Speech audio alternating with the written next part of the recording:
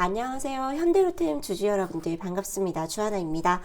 오늘 우리 현대로템이 5만원을 터치했다가 오늘 상승분을 내어주고 소폭의 약 보합권으로 마감을 해 주었는데, 사실 저는 오늘 그냥 솔직하게 말씀드릴게요. 현대로템의 장기적인 시각으로 봤을 때 분명히 우상향이 맞습니다. 그에 대한 근거를 제가 이따 말씀드릴 거고, 그럼에도 불구하고 단기적으로 봤을 때는 조정이 불가피하다. 왜냐? 우선 기본적으로 우리 지금 현재 국내 상황이 너무나 좋지 않습니다. 물론 우리나라의 방사천장이 폴란드로 넘어가서 너네 지금 수출에 있어 수출 계약에 있어서는 전혀 문제가 없다. 정부가 전사적인 노력을, 전사는 아니죠, 국가적인 차원에서 분명히 우리는 지지하고 앞으로 협력을 이어나갈 것이다 라고 폴란드 정부에 안심을 시켜주기도 했는데, 그럼에도 불구하고 다들 아시다시피 요즘 뉴스만 틀면 난리 법석이잖아요. 그렇기 때문에 당분간 수출 계약이 이뤄질 가능성은 굉장히 높습니다. 그거는 방산뿐만 아니라 철도도 마찬가지다라고 보셔야 돼요. 왜냐하면 철도, 전철, 전동차도 누구랑 계약하나요? 정부랑 계약을 합니다. 그게 주정부가 됐든 지방정부가 됐든 중앙정부가 됐든 마찬가지예요. 철도를 놓는데 개인 사기업이 놓진 않잖아요. 그러면 결국에 이 말은 뭐다? 철도 계약을 맺을 때도 우리나라 정부의 역할, 국정원의 역할, 외교부의 역할이 너무나 중요하다는 거고, 방사는 말할 것도 없습니다. 그래서 당분간 신규 수주에 대한 기대감이 어느 정도 낮아질 수밖에 없기 때문에 추세 상승으로 이어지기는 단기적으로는 쉽지 않다. 그게 지금 어디서 나오고 있냐면은 수급으로 보이고 있습니다. 물론 지금 오늘 그리고 그제 해서 주가 저점을 만들어냈을 때 연기금이 굉장히 강하게 들어와 줬어요. 그런데 중요한 거 보시다시피 외인의 수급입니다.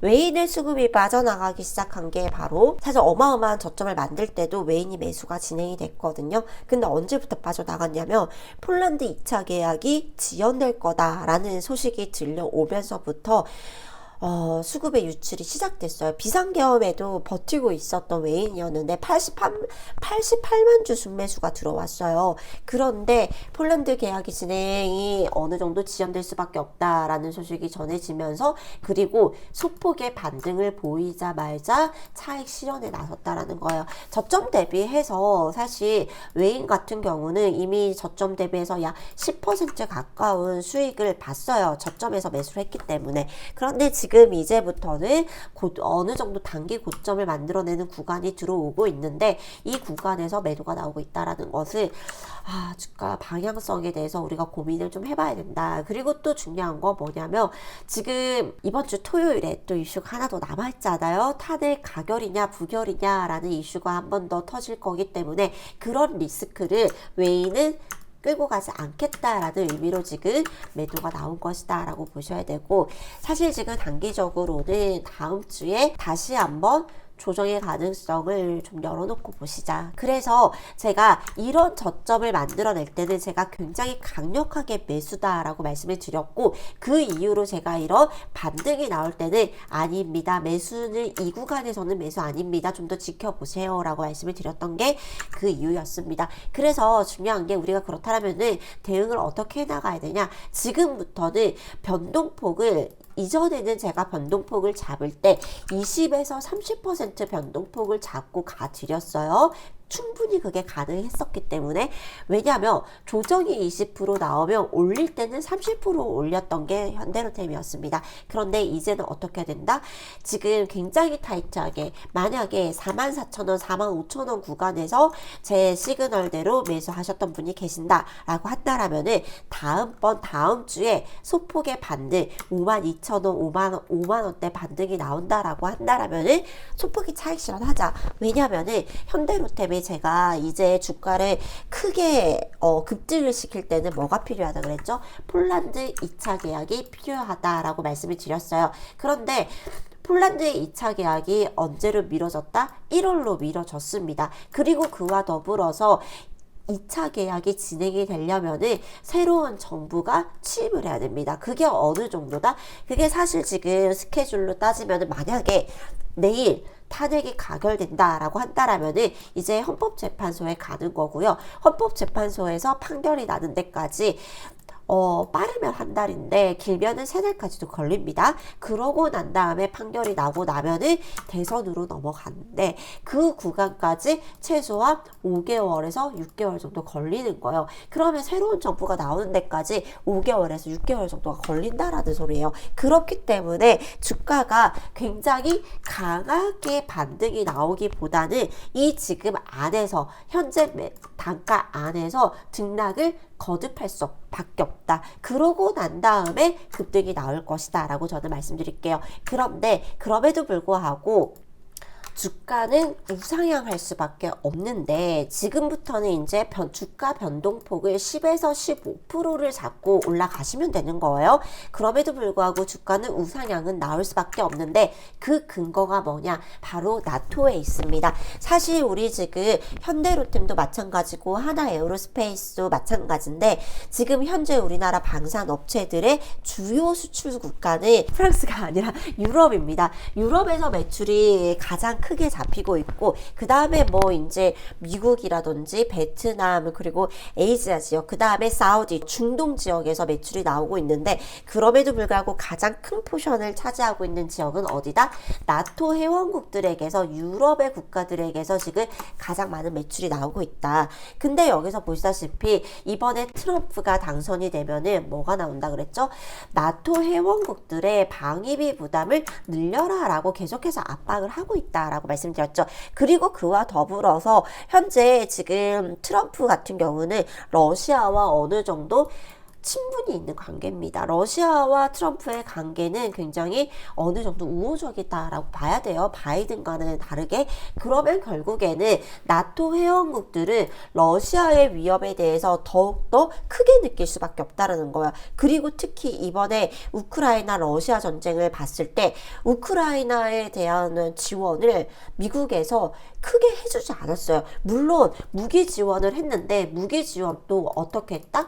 방어에만 사용해라. 공격용에는 우리 무기를 사용하지 말라라고 못 박았어요. 그러고 난 다음에 우크라이나가 러시아에 공격을 할 때 무기 사용을 했던 걸 보고 바이든이 바로 뭐라고 했냐면 아니 우리는 너네한테 방어하라고 지원을 한 거지 공격하라고 지원을 한 게 절대 아니다 라고 아예 선을 그어버렸단 말이에요. 그 말은 즉슨 뭐다? 앞으로도 러시아가 도발을 해오면은 거기에 대한 방어까지는 지원을 하는데 공격에 대한 지원은 하지 않는다. 결국에는 우리 스스로 우리 국가를 지켜야 된다라는 불안감이 더욱더 커질 수밖에 없다. 특히 트럼프가 집권을 하게 되면은 그에 대한 공포감, 불안감은 더 커질 수밖에 없다라는 거.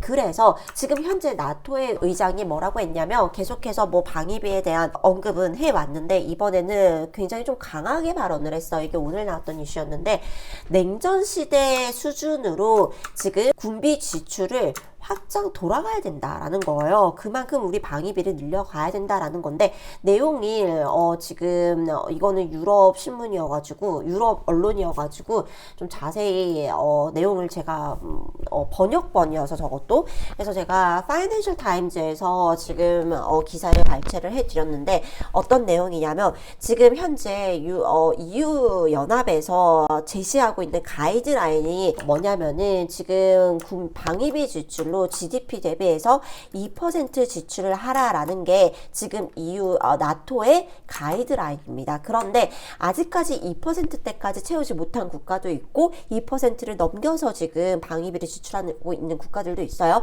그런데 이 지금 가이드라인을 3%대까지 타겟을 3%대까지 늘리는 논의를 이제 곧 시작을 하게 됩니다. 언제 하냐면은 지금 다 내년에 나토의 의회에서 여기에 3%까지 늘리는 것에 동의하는 거에 대한 의회를 진행한다라는 거예요. 그리고 그와 동시에 지금 국가 예산을 우리 방위비에 대한 국가 예산을 늘리는 거에 대한 강한 압력을 행사할 것이다. 압력이 될 것이다 라는 거예요. 내용을 조금 더 살펴보시면은 지금 그렇다고 해서 사실 바로 3%로 바로 올릴 수는 있냐? 그건 아니다라고 해요. 순차적으로 지금 현재 2%대까지 늘리고 나서 그런 다음에 2.5%로 늘리고 가이드라인을 그런 다음에 3%대까지 늘리는 걸 우리가 협의를 하자라는 거예요. 근데 사실 유럽의 지금 재정 상황이 좋지 않잖아요. 그러다 보니까 지금 여전히 이탈리아 그리고 스페인과 같은 유럽 멤버들은 여전히 지금 방위비를 굉장히 적은 수준으로 맞추고 있는데 얘네들이 이제 벤츠마크 2.2%대까지 늘려야 된다라는 거예요. 그리고 그와 더불어서 이제 순차적으로 늘려서 아까 제가 말씀드렸듯이 단기적으로는 2.5%를 맞추고 그리고 2030년까지 얼마 남지 않았습니다. 6년 안에 방위비 부담 비율을 3%대까지 늘리자라는 것에 우리가 곧 동의를 할 거다라는 것에 지금 컨피덴셜 토크 그러니까 공개되지 않은 제보자에 의하면은 이게 성립될 가능성이 의회에서 동의될 가능성이 통과될 가능성이 굉장히 높다라는 거예요. 그리고 지금 이걸 언급한 컨피덴셜 토크 누가 했냐면은 동맹국 중에 외교부 장관 중에 한 명이 이 얘기를 했다라는 거고 그리고 내년에 네덜란드에서 열릴 의회에서 이게 통과될 가능성이 굉장히 높다. 그래서 지금 이 내용들로 결국에는 앞으로 나토의 회원국들이 방위비를 올리는 것에 대해서 그리고 대부분의 국가들이 지금 현재 동의를 한다라는 거고 그리고 뭐 지난 헤이그 서밋에서 새로운 타겟에 대한 새로운 그런 타겟 그러니까 GDP 대비해서 방위비를 2.5% 2%대까지 늘리는 데 대해서는 거의 대부분이 동의를 했다라는 거고 뭐 지금 회계적인 압박을 받고 있음에도 불구하고 특히 독일과 프렌치 정부 그러니까 프랑스 정부는 이미 지금 뭐 거의 뭐 당연히 지금 이미 지금 실행을 하고 있다라는 거예요. 그래서 지금 보시다시피 현재 지금 2%가 가이드라인이다라고 말씀드렸잖아요. 이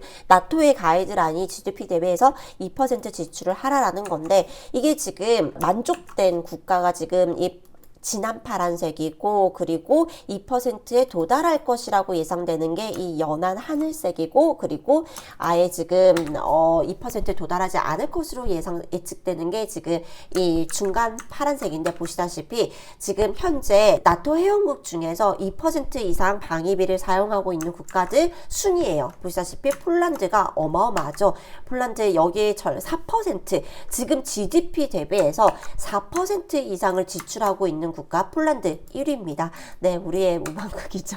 네, 거기에 대부분은 네, 우리나라에 썼다라는 거죠. 네, 그 다음에 이제 에스토니아, 그 다음에 라트비아, 그 다음에 미국은 GDP 대비해서 약 3.5% 정도 방위비로 사용하고 있습니다. GDP가 어마어마하니까 얘네들이 지금 2천조 넘게 지금 방위비로 사용하고 있거든요. 그 다음에 그리스, 그리고 리투아니아. 얘네들의 특징이 뭐죠?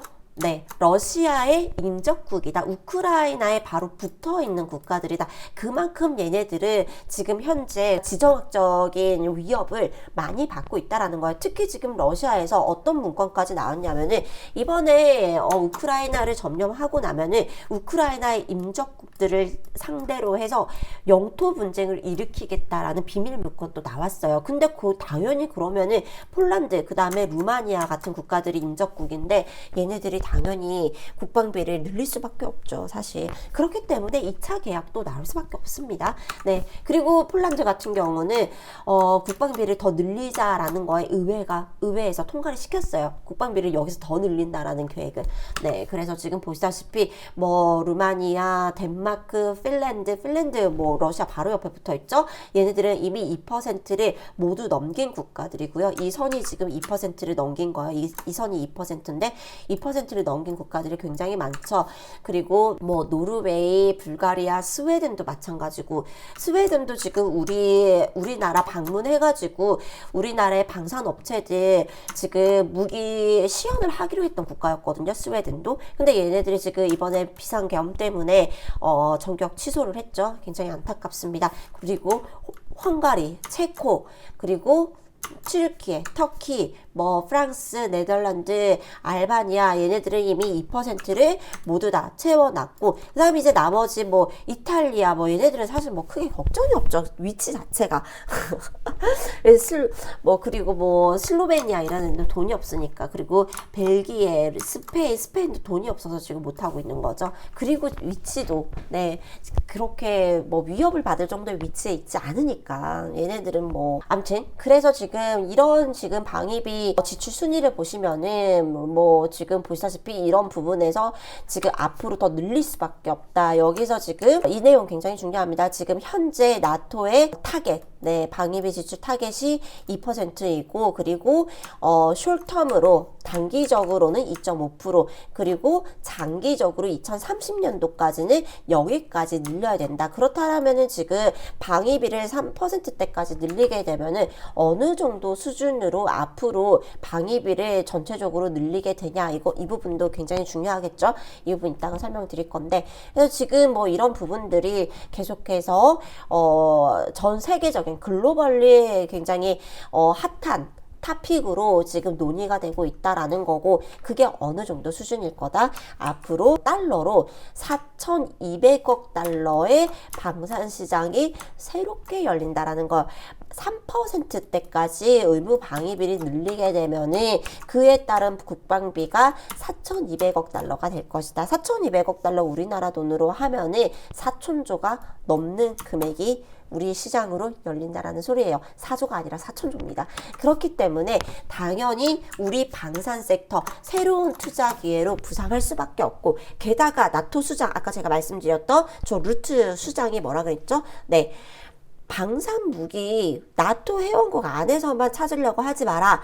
한국을 꼭 집어서 한국의 방산 무기를 검토해라 라고 기사를 통해서 언급을 했어요. 그만큼 이제 나토 회원국들이 우리나라처럼 이런 정치적인 불확실성이 제기됐음에도 불구하고, 와, 이 나라는 그럼에도 불구하고 나쁜 기회를 지켰다라는 소식이 이제 곧 전해지잖아요. 당연히 우리 현대로테, 하나에어로스페이스 더욱더 뜨거워질 수밖에 없다라는 거예요. 오히려 지금 이러한 상황이, 이런 국가적인 위기 상황이 펼쳐졌음에도 불구하고 나쁜 기회를 지켜주면은 우리나라 방산업체는 이번 기회를 통해서 더욱더 커질 수밖에 없다라는 거예요. 그래서 이번이 기회가 될 것이다. 오히려 우리 방산업체들의 새로운 퀀텀 점프를 하는 기회가 될 것이다. 내년에는 우리 현대로템 더욱더 좋을 수밖에 없다라고 저는 말씀드리면서, 그럼에도 불구하고 현재 우리 국내 상황이 도와주고 있지 않기 때문에 이런 불확실성 때문에 어느 정도 횡보 구간을 만들어낼 수밖에 없다. 굉장히 짧게 움직이는 구간을 만들어낼 수밖에 없고, 그럼에도 불구하고 이 안에서도 몇 프로? 10에서 15% 정도의 추가 수익을 분명히 만들어낼 수 있습니다. 이 구간이 최소한 2개월에서 3개월 정도는 지속됩니다. 근데 2개월에서 3개월 정도 지속되는데 그 안에서 가만히 손 놓고 있잖아요. 아무런 수익이 없는 거예요. 그러면은 근데 이 안에서도 10에서 15% 타겟으로 우리가 매매를 최소한 2번, 3번만 진행을 해도 20%에서 30%에서 45%대까지 추가 수익을 만들어낼 수 있는 구간이 형성된다라는 거거든요. 그러면 해야죠. 왜 안 해요? 45%면 에이 이름입니까? 워렌 버핏이 1년에 내는 수익이 40% 정도밖에 되지 않아요. 워렌 버핏 1년에 40% 내는데 우리는 이런 행보 구간에서 40에서 45% 수익, 추가 수익을 만들어낸다? 당연히 해야 되죠. 네, 어떻게 하시면 된다? 고점에서 매도하고 저점에서 다시 잡아드릴 건데, 이런 매매를 반복하기 위해서는 시장을 어느 정도 읽을 줄 알아야 되고 시장을 보는 눈이 필요합니다. 이런 부분을 혼자 하기 힘들다 하시는 분들 제가 도와드릴 거예요. 저희 채널 구독과 좋아요 한번 눌러놓으시고 위에 올려져 있는 번호 010-7598-9834번으로 현대라고 문자 남겨놓으시면은 제가 현대로테 다음 고점에서 매도하실 수 있도록 도와드릴 거고, 그 다음에 저점 잡아서 매수 포인트 잡아드릴 거예요. 문자로 보내드릴 거기 때문에 문자를 보내주셔야지 제가 문자로 보내드릴 수 있습니다. 지금 바로 현대라고 신청해 놓으시고, 이런 구간에서도 절대 좌절하지 마시고 우리는 여기서도 수익을 낼 수 있는 방법이 분명히 있습니다. 네, 그리고 또 하나 더 있죠. 제가 저희 주주님들, 우리 구독자분들만을 위해서 이렇게 텔레그램 채널도 함께 운영하고 있습니다. 우리 현대로템 뿐만 아니라 제가 히든 종목을 통해서 이렇게 상한가 가는 종목들도 보내드리고 있으니까 저희 채널 꼭 들어오시고 링크 클릭하신 다음에 위에 올려져 있는 번호로 승인이라고까지 문자를 보내놓으셔야지 제가 빠르게 승인해드리고 월요일부터 바로 저랑 함께 하실 수 있다라는 점 다시 한번 참고해 주시고요. 그런 다음에 올해 워낙에 힘들었잖아요. 그래서 우리 개인 투자자분들, 우리 한국 시장에 투자하고 계시는 우리 주주님들 힘내시라고 100만원으로 1억 만들기 프로젝트 12월달 진행해 드린다라고 말씀드렸죠. 그게 이번 주에 마감할 거예요. 참여자가 이미 지금 90명이 넘게 참여 신청을 해주셨어요. 그래서 이제는 마감을 해야 될 것 같아서 저희가 100명 한정으로 진행을 했거든요. 이번 주 주말까지만 받아 드릴 거예요. 이번 주 주말 끝나면은 이 이벤트는 신청하지 못하니까 영상 끝까지 시청하시고 참여 방법 알려드렸으니까 빠르게 참여하시기 바라겠습니다. 자, 우리 구독자님들, 유튜브 주식 영상으로 주식 공부하는 거 굉장히 좋습니다. 하지만 주식 공부하려고 영상 시청하셨나요? 아니죠. 주식 투자로 돈 벌고 싶어서 보신 거잖아요. 그런데 도대체 왜 나는 공부도 열심히 했는데 내가 사면 떨어지고 내가 팔면 오르나 하시는 분들 많으시죠? 그 이유는 간단합니다. 고점에서 매수하고 저점에서 매도하는 내동매매를 하시기 때문인데요. 사실 요즘같이 힘든 때 생활비 조금 벌어보겠다라는 것 뿐이었는데 내 계좌는 대체 왜 이러냐 고민이신 분들을 위해서 지금부터 제가 바꿔드리겠습니다. 투자금 100만원으로 1억 만들기 프로젝트 1기 선착순 딱 100분만 모실 건데요. 집중하세요. 그러면 100만원으로 1억은 어떻게 만들까요? 100만원으로 매일 6%씩 수익을 내면 복리의 마법이 시작돼서 한 달이면 321만원, 두 달째엔 1029만원, 세 달째엔 3300만원이 됩니다. 그리고 4개월 차가 되면 1억 584만원이 됩니다. 숫자로 보면 누구나 할 수 있어 보이지만 이걸 가능하게 만들려면 엄선된 종목과 함께 전문가의 매매 스킬이 필요한데요. 네, 제가 엄선한 종목들로 추천드린 종목들 보여드리도록 하겠습니다. 8월 9일에 추천드린 4조 산업은 저점 돌파 구간에서 55,000원에 추천드렸고 그 후 바로 급등해서 8월 13일 고점 79,600원에 도달하였고 추천가 대비 37%가 상승하였습니다.